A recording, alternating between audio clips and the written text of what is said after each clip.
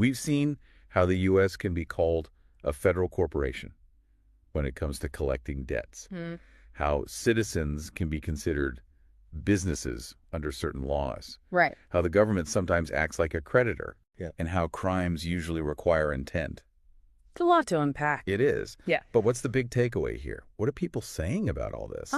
Well, one interpretation is that all these pieces together suggest that our legal system, especially the part with all the written laws and regulations. Right, the statutory system. Yeah, that system has a commercial side to it. Like it's based on business principles. Exactly. So instead of always being about justice and intent, it's also about Obligations. obligations and enforcing them. And those financial penalties, like fines, are a big part of that enforcement. So maybe the relationship between the government and the individual isn't always about crime and punishment, Right. It can be more like a business deal sometimes. with potential debts and responsibilities. Exactly. And when you end up in court for a fine or something, some people say the judge is acting more like a business referee than a traditional judge. Wow, that's a different way to look at it. It is, isn't it? Yeah. So putting it all together, the government as a corporation, citizens as businesses, the focus on collecting debts, and the importance of intent in defining crimes. Yeah.